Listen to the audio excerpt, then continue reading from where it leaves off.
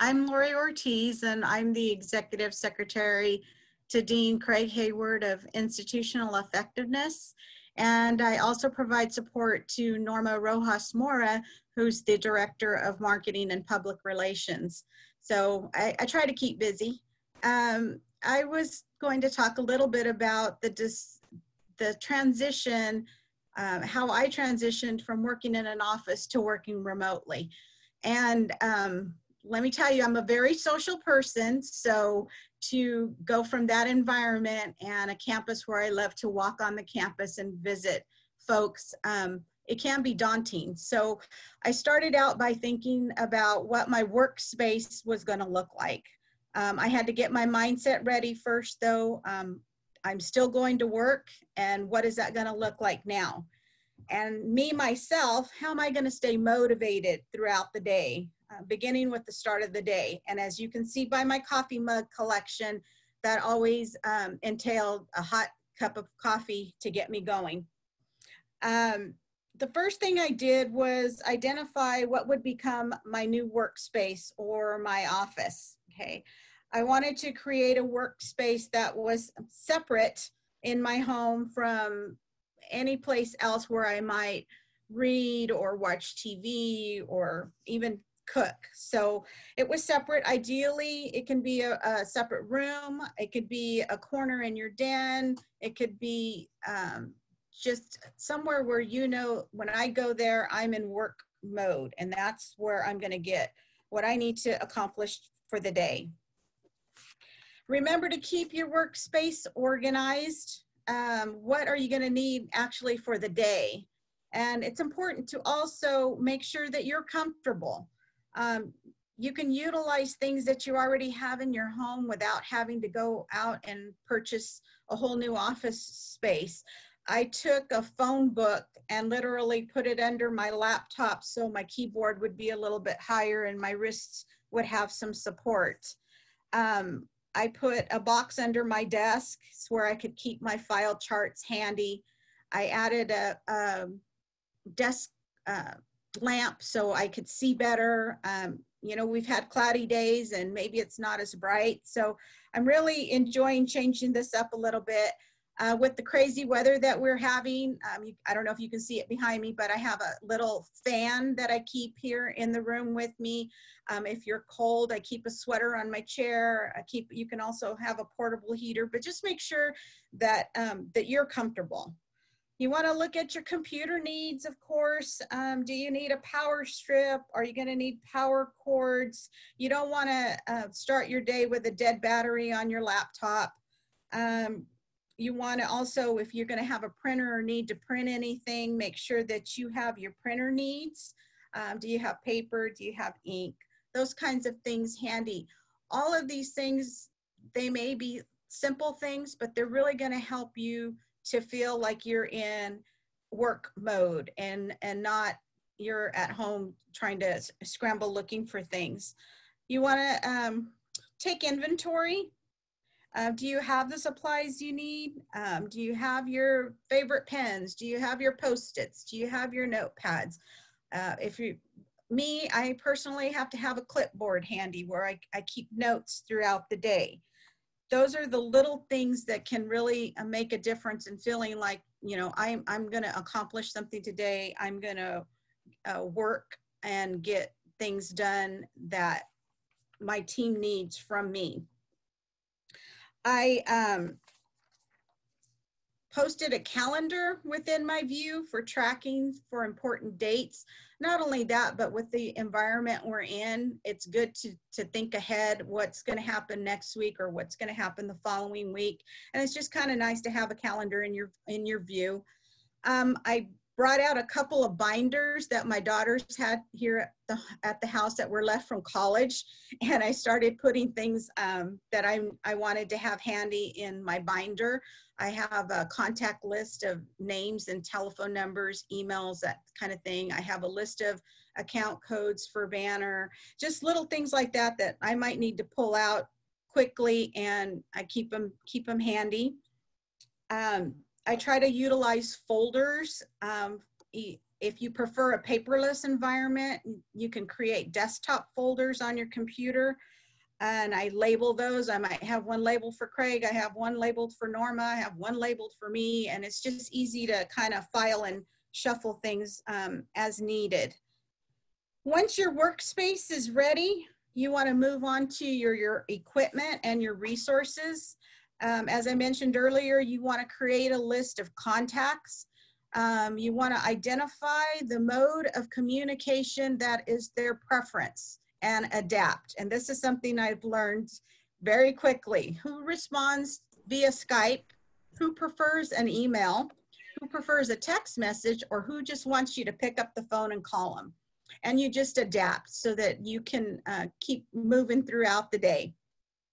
Communication is the key, and I've heard that from many, many people. So you want to get comfortable with Zoom, with Skype, with texting, quick and concise emails, and phone calls even. And don't forget your telephone etiquette if you have to leave messages.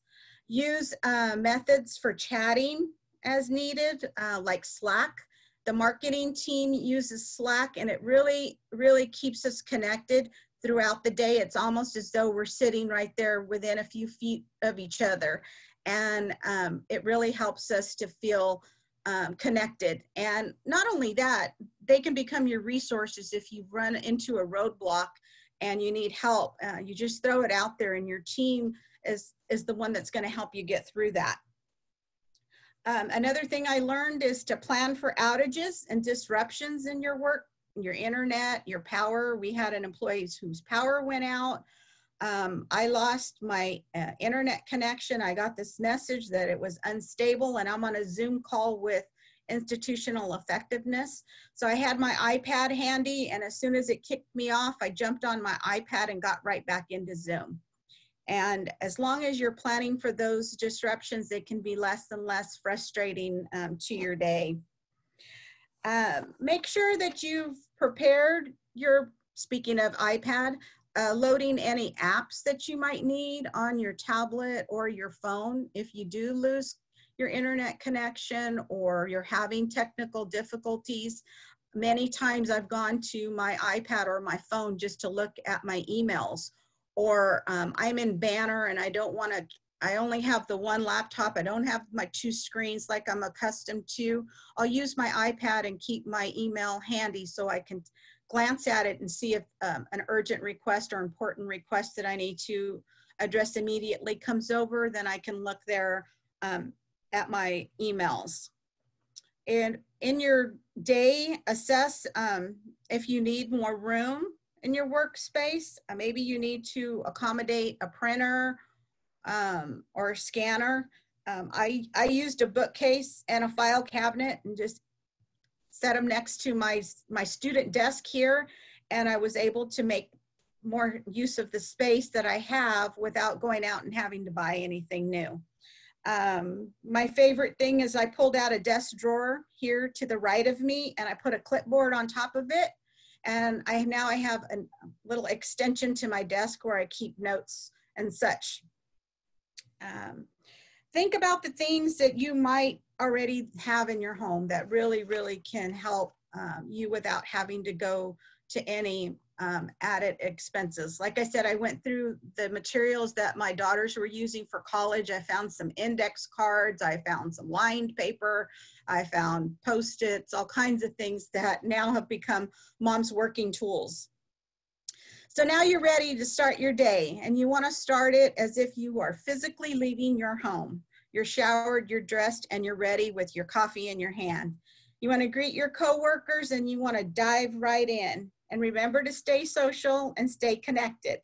Anyone who was a resource to you when you were in the office and going to work is still a resource to you. Many a time I've Skyped Stephanie Vega or emailed Cecilia, and we can communicate and keep that network going and get through the bumps that we might encounter, and we can really help one another.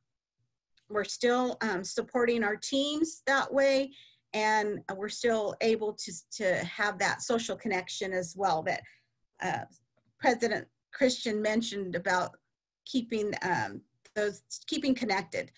it might mean too that you're, you know, connected with your family too. So just keep that in mind. It's so, so important. Utilize your Outlook calendar to plan your day and week and always prioritize. Try to maintain control of your day, even when you have distractions. Maybe you have laundry to do or you have some dishes in the sink. If it's important to you, go ahead and do it on your break. Take a break, do some dishes, put a load of laundry in, or do it on your lunch. It'll make you feel better. And it will also get you up out of your workspace and get you a little bit of exercise. It is important to take stretch breaks throughout the day, walk outside. I go out and take a little, just walk right here in my own front yard, my driveway, pick up my mail, get a breath of fresh air, especially in this environment. Have healthy snacks on handy so that you can keep your energy up throughout the day. Then make sure that you've planned for others in your home as well. How will you let them know that you're on a video conference call or you're on a phone call and you don't want to be interrupted? This could be something new for them as well, and they don't know that you need to stay connected and you don't want to be distracted, but you don't want to be rude to anybody that lives with you, of course. When the weekend arrives, you want to make sure you unplug so you relax and you rest and you take care of yourself, and make that outside of your workspace environment.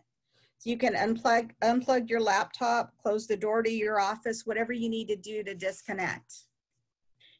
At the end of the day, you review your calendar for the next day and you make adjustments as needed. Say goodnight or goodbye to your coworkers, and you've accomplished a lot by balancing your work and home life. So now go and enjoy your evening. You need to separate your work from your home, and it can be hard to do, but you'll find a balance that works for you. Some days may be better than others, but there's always the goal in sight. And remember, you can always make adjustments so that the new environment you're in works for you. Thank you, Todd.